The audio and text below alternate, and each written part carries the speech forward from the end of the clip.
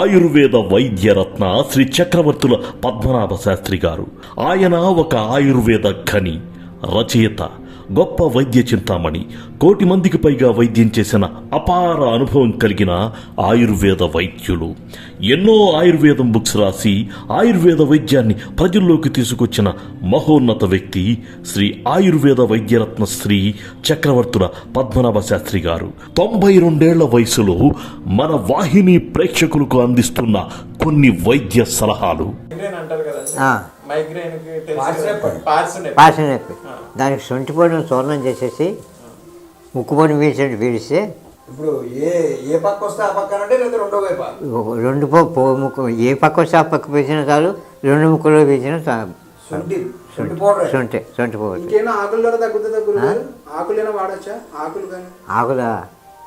ఆకులు కాదు కానీ ఇంకో మందు కూడా చెప్తాను. ఇదేంటి రసపర్పటి సీతాంశాలు 2 మందులు ఉన్నాయి. ఆ 2 కలిపి నూరేసేసి సీతోఫలాల చూర్ణ కలిపి నూరి చేతితో నవ్వుతే కూడా సొంప పరిచయం దగ్గు తగ్గు. ఆకుల్లా కాకుండా తినే తిండి అంటే మూలికి తినే ఉంటాయి కదా, మన ప్రతిరోజు తినే వాటిలో ఆ రకంగా కూడా తగ్గించుకోవడానికి ఎన్నో ఉన్నాయి. చెప్పి ఆకుకూరలు మొత్తం అన్ని కూరలు పురుషు వండుకు తినచ్చు. మీకు ఎక్కువగా నల్లేరే మీకు అన్ని వ్యాధులకి బాగా పనిచేస్తుంది. నల్లేరు కుక్కవాయింటాకు శిరస్సు అంతా నీరుమయం అయిపోతే కుక్కవాయింటాకు తొక్కి నన్నెత్తిని కట్టేసినట్టే 10 నిమిషాల్లో లాగేస్తుంది. కుక్కవాయింటాకు కుప్పింటాకు కాదు, కుక్కవాయింటాకే. అది ఇలా పిండేస్తే నీళ్ళన్నీ వచ్చేస్తాయి. మళ్ళీ తలపతి కట్టి మళ్ళీ కర్చీఫ్ ఏదో కట్టేసి గొడ్డ కట్టేసుకుంటే మళ్ళీ దాంట్లో వచ్చేస్తాయండి వాటర్. ఫస్ట్ పిండేసాడు శుభ్రంగా గుండ చేసేసి ఆకులు గుండ చేసి పిసికేయాలండి. శుభ్రం డ్రై గట్టిగా అయిపోతాయి. అది తీసుకెళ్ళి తల మీద కట్టేసి దాన్ని గుడ్డ కట్టేస్తే అందులో బ్రెయిన్లో ఉన్న వాటర్ అంతా వచ్చేస్తాయి నీటిలోకి. మళ్ళీ పిండేస్తే నీళ్ళు వస్తాయి. ఆ పిండేసిన ఆకులు మళ్ళీ తల మీద కట్టి మళ్ళీ పిండితే కాసేపటికి కుక్కవాయంట మణిబంధం ఇక్కడ దృఢంగా ఉన్నంతకాలం 3 నాళ్ళు సమానంగా ఒకటినంతకాలం ఏ విధంగా ఆరోగ్యం సంపూర్ణంగా ఉంటుంది.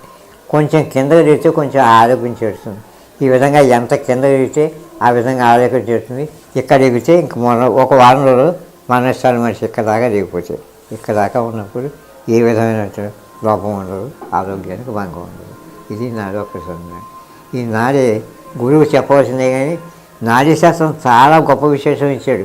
ఏం చేస్తాడు, ఏ నాడి ఏ రంగులో ఉందో ఆ రంగు ఉండదానికి కారణం ఏమిటో కూడా నాడీ శాస్త్రంలో చెప్పాడు. నాడీ నక్షత్రమాల, నాడీ నిర్ణయం అని చెప్పి 2 పుస్తకాలు ఉన్నాయి. ఇప్పుడు కాలాంతరంలో కనపడటం లేదు, ఏమైపోయావు. ఏ ఆదివారం లేకపోతే మరో చోట ఉన్నట్టయితే ప్రయత్నం చేసి సంపాదించండి. అది చాలా ఉపయోగం. నాడీ నక్షత్రమాల, నాడీ నక్షత్రమాల, నాడీ నిర్ణయము. ఈ పుస్తకంలో స్త్రీ నిమిత్తం గర్భిణి వస్తే పోకుండా ఎలా రక్షించాలి, పోయే పరిస్థితుల్లో ఏ విధంగా కాపాడాలి అనేటువంటి విషయాలన్నీ ఇందులో పొందుపరచబడతాయి. స్త్రీ పుణ్యమ సంవత్సరాలు మగపిల్లాడు ఏ కారణం చేత పుడతాడో, ఆడపిల్ల ఏ కారణం చేత పుడుతుంది, నపుంసకుడు ఏ కారణం చేత పుడతాడో అన్నది విషయం ఇందులో వివరింపబడింది. సకల వస్తుగుణ ప్రకాశిక. ఇందులో మహత్తరమైన మూలికలకే చోటు కల్పించి మహత్తరం లేనటువంటి మూలికల్ని ఇందులోంచి కాటాయించి పక్కనకి పరిహరించి ముద్రించబడింది.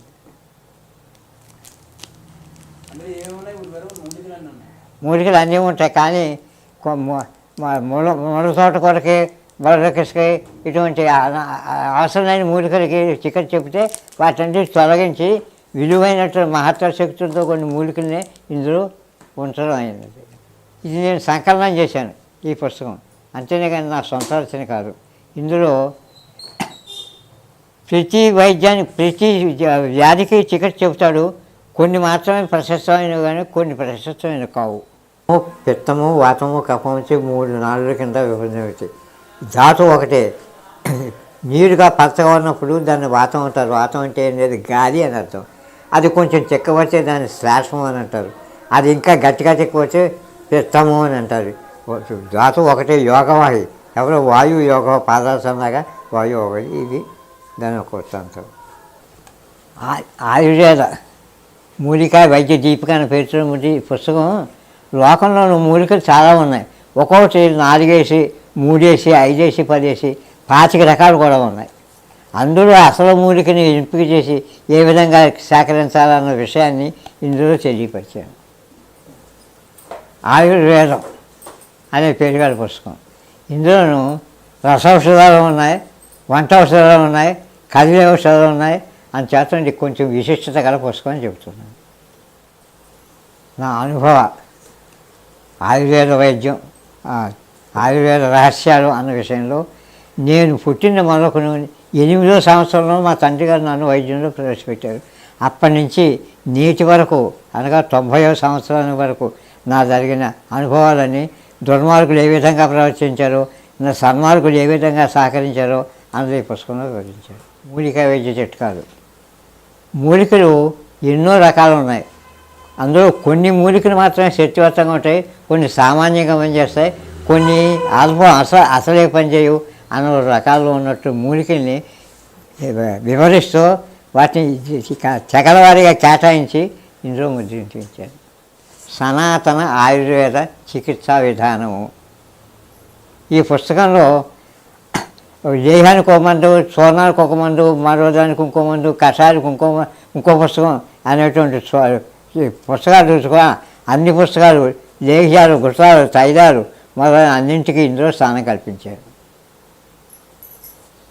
ఇది ఆంధ్ర బుక్ స్టాల్ వారు ముద్రించారు. సర్వమూలికా గుణరత్నాకరము. అన్ని మూలికలకి ఇందులో గుణాలు చెప్పాడు, రసబీజ విపాకాలు చెప్పాడు, ఔషధ తయారీ విధానం చెప్పాడు. అందుచేత ఇది సనాతన నుంచి పూర్వకాలం నుంచి వస్తున్న పుస్తకం. ఇది దీన్ని వ్యాఖ్యానించాను. లోలంబరాజేయము. ఇది పుస్తకం చిన్నదే కానీ తన భార్య రత్నకమల ఆమెను ఒక స్థనములను వర్ణిస్తూ ఇంతంత ఆనపకాయలాగా ఉన్న స్థనాలు అని చెప్పి తన భార్యను వర్ణిస్తూ భార్యను పక్కన ఉంచుకొని ఈ విషయం అంతా ఔషధాలు ఒక శక్తివంతం అంతా చెబుతూ దీన్ని లోలంబుడు అనేటువంటి ఒక ఋషి చెప్పిన గ్రంథం ఇది. దీన్ని వ్యాఖ్యానం పూర్తిగా పుస్తకం రాసినట్టే. ఇందులో అన్ని తప్పులే. ఆ తప్పులన్నీ పరిహరించి మొత్తం సొంత రచన, నా సొంత రచనని చెప్తున్నాను. ఆయుర్వేద, గిరిజన మూలిక మరియు పారంపర వైద్యం చేసే ప్రతి ఒక్కరూ మా ఛానల్ ద్వారా మీ విద్యను ప్రజలకు తెలపాలనుకుంటే మా నంబర్కి కాల్ లేదా వాట్సాప్ చేయండి. మీ దగ్గర ఉన్న ఆయుర్వేద మరియు హెర్బల్ ప్రొడక్ట్స్లను మా ఛానల్ ద్వారా ప్రజల్లోకి తీసుకువెళ్తాం. స్క్రీన్పై కనిపిస్తున్న నెంబర్కి కాల్ చేయండి లేదా మీ వివరాలు మాకు మెయిల్ ద్వారా పంపండి. మా మెయిల్ ఐడి wahinimedia@gmail.com. ఈ వీడియో కనుక మీకు నచ్చినట్లయితే లైక్ చేయండి, షేర్ చేయండి. మరిన్ని వీడియోస్ కోసం మా ఛానల్ని సబ్స్క్రైబ్ చేయండి. మీ అభిప్రాయాలు మాకు కామెంట్స్ రూపంలో చెప్పండి. మరిన్ని వీడియోస్ కోసం మా ఛానల్ని సబ్స్క్రైబ్ చేయండి.